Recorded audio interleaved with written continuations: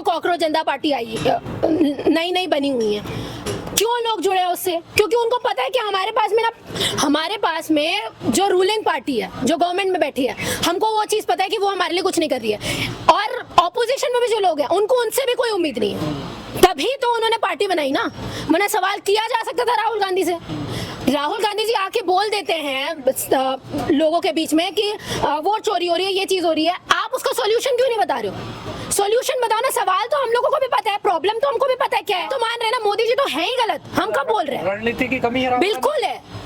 और सिर्फ राहुल गांधी नहीं, जितने भी ऑपोजिशन लीडर्स हैं, चाहे वो अखिलेश यादव क्यों ना हो, चाहे वो आम आदमी के अरविंद केजरीवाल क्यों ना हो, किसी के पास रणनीति नहीं है। आगे प्रॉब्लम्स गिना रहे हैं कि बीजेपी ये कर रही है, वो ये कर रही है। भाई तुम भी तो बैठे हो हरियाणा में, तुम भी तो साउथ में एक स्टेट के में हो ना, बैठे हो, तुम वहाँ क्या कर रहे हो को देख के। लेकिन मायावती जी का अपना एक स्टेटस है, वो मुख्यमंत्री रह चुकी हैं, सबसे बड़े प्रदेश की मुख्यमंत्री रह चुकी हैं, कई बार रह चुकी हैं। तो उनसे बिना पूछे वो वहाँ है नहीं है, बिना अपॉइंटमेंट लिए अगर आप कोई वहाँ, राहुल गांधी जी भी चले जाएंगे ना तो भी मायावती जी नहीं मिलने वाली है। तो ये अगर आप इसलिए डिफेम करने के लिए पहुंच गए कि मायावती जी की हम आलोचना कर देंगे कि मायावती जी किसी से मिलती नहीं है, तो वो राह चलते इंसान से तो मिलेंगी नहीं। ठीक है, उनका अपना एक ओहदा है, रिस्पेक्ट है। बदनाम करने के लिए, हाँ बिल्कुल।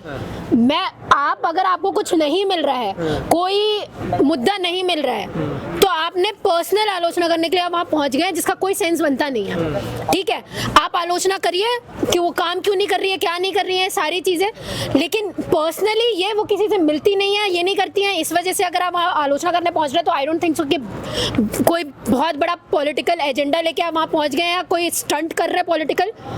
और राजेंद्र पाल जी बड़ी शख्सियत हैं, पढ़े लिखे हैं, समझदार हैं, राजनीतिक पार्टी में रह चुके हैं, इतना उनको भी समझना चाहिए कि आदरणीय बहन जी के पास में अगर आप जा रहे हैं तो एक अपॉइंटमेंट पहले से बता सकते हैं उनको। तो क्या ये जो राजेंद्र पाल गौतम जी गए हैं, क्या किस आधार से, क्या फेम? आम आदमी पार्टी में शायद कुछ नहीं कर पाए तो कांग्रेस में चले गए। कांग्रेस में जाके कुछ कर नहीं पा रहे हैं तो शायद मायावती जी को डिफेम करके उनको ऐसा लग रहा है कि कुछ मिल जाएगा। इसकी तरफ से ये भेजे गए थे, हो सकता है, कुछ भी हो सकता है। हो सकता है राहुल गांधी जी खुद, उनको पता है कि मैं जाऊंगा तो मिलेंगी नहीं मायावती जी, तो मेरा स्टैंडर्ड गिर जाएगा, तो किसी दलित नेता को ही भेज देते हैं। कुछ भी हो सकता है, वी डोंट नो। तो क्या हथियार बनाया कांग्रेस? हाँ, हो सकता है। और हमारे लोग तो तैयार हैं ऐसी चीज करने के लिए, हथियार बनने के लिए तैयार ही रहते हैं। मुझे तो उन लोगों से भी प्रॉब्लम है जो पार्टी ज्वाइन करके जो कह रहे थे कि हमारे लोगों का बहुत भला करने वाले हैं। कितना भला किया है आप लोगों ने? जो आम आदमी पार्टी में गए हैं, जो कांग्रेस में गए हैं, जो सपा में गए हैं, क्या भला कर रहे हो आप? क्या भला, क्या कौन से एजेंडा पे काम कर रहे हो आप, ये मुझे बताइए। ये सही तरीका अचानक से गेट पर जाओ, गेट बजाओ, बहन जी हम आपसे मिलने आए हैं क्या? नहीं, बिल्कुल नहीं। मैं बोल तो रही हूँ, ये पढ़े लिखे इंसान, वो कहते हैं ना पढ़ा लिखा जो गवार होता है, वो ये सारी हरकतें करता है। ये सारी हरकतें करनी ही नहीं चाहिए थी।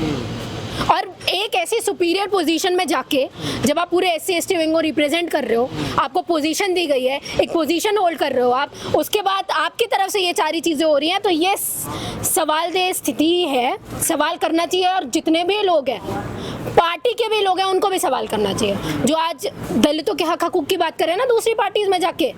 ठीक है, इतने आप कोई बहुत सुपीरियर नहीं हो चुके हो कि किसी की पर्सनल लाइफ में जाके उसके ऊपर पर्सनल सवाल खड़े करो।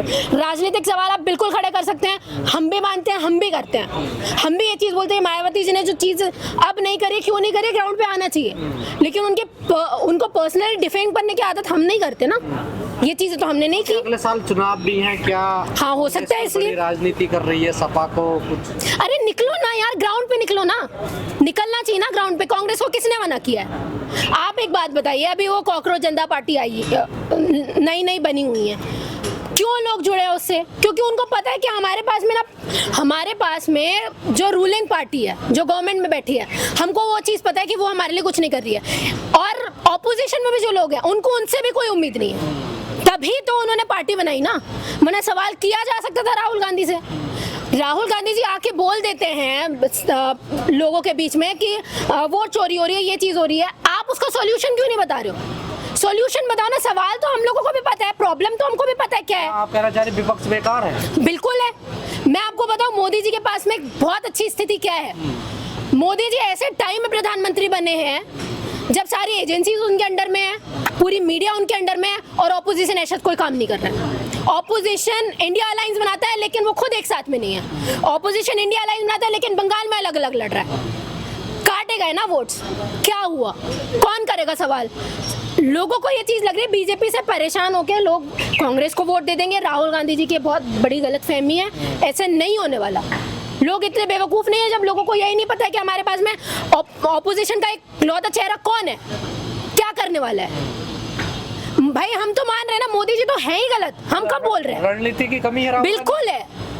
और सिर्फ राहुल गांधी नहीं, जितने भी ऑपोजिशन लीडर्स हैं, चाहे वो अखिलेश यादव क्यों ना हो, चाहे वो आम आदमी के अरविंद केजरीवाल क्यों ना हो, किसी के पास रणनीति नहीं है। आगे प्रॉब्लम्स गिना रहे हैं कि बीजेपी ये कर रही है, वो ये कर रही है। भाई तुम भी तो बैठे हो हरियाणा में, तुम भी तो साउथ में एक स्टेट के में हो ना, बैठे हो तुम, वहाँ क्या कर रहे हो। नहीं, राजेंद्र पाल गौतम जी जो अचानक गए थे, क्या किसी और नेता के पास क्यों नहीं गए, बहन जी के पास गए? क्या राहुल गांधी जी से भी ऐसी हालचाल पूछ लेते जाकर? आप पूछे आप लोग पूछे, नहीं तो पूछिए ना, आप लोग पूछिए, सवाल करिए। नहीं बिल्कुल नहीं, मैं बता रही हूँ, सबसे अपॉइंटमेंट ली जाती है। वो राहुल गांधी जी भी मिल रहे हैं ना, वो पहले अपना शेड्यूल तैयार करते हैं कि आज मैं इनसे मिलूंगा, कल मैं इनसे मिलूंगा।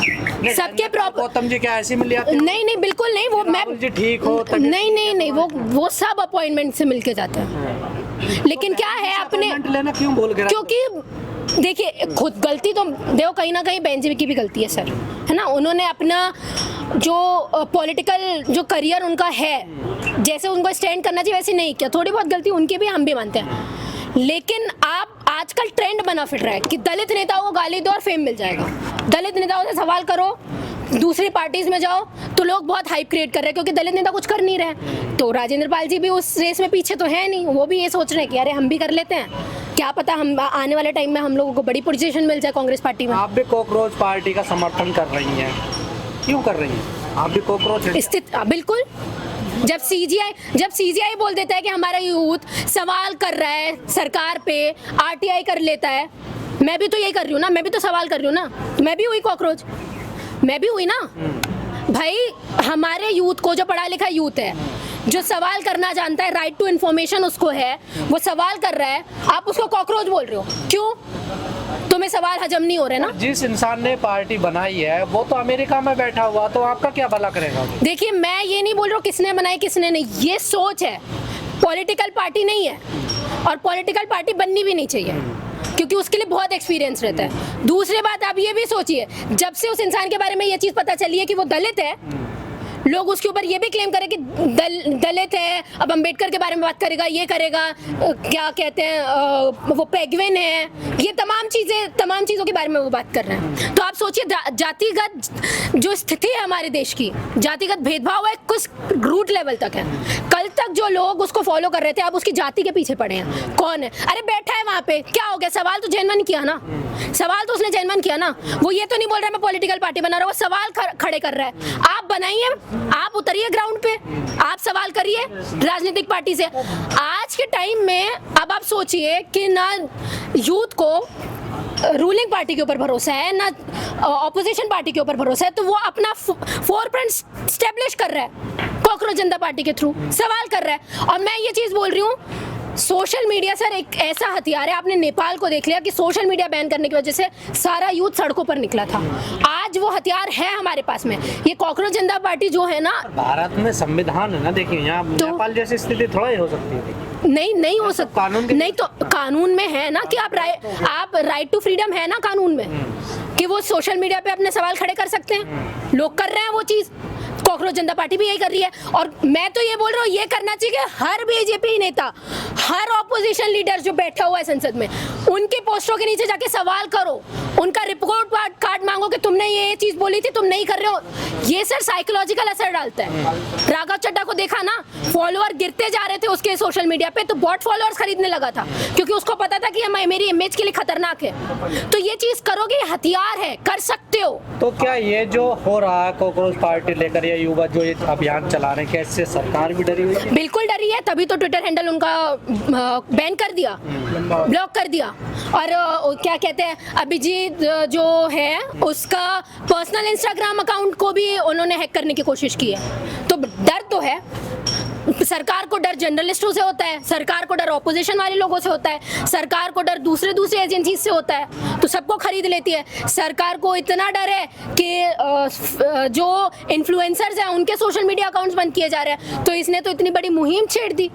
कॉकरोच जनता पार्टी ने तो 4 दिन में 22 मिलियन, 4-5 दिन में 22 मिलियन फॉलोअर्स होना, मतलब आप सोचिए उनकी पॉलिटिकल पार्टी से भी ज्यादा फॉलोअर्स हैं उनके पास, तो ये डर नहीं होगा?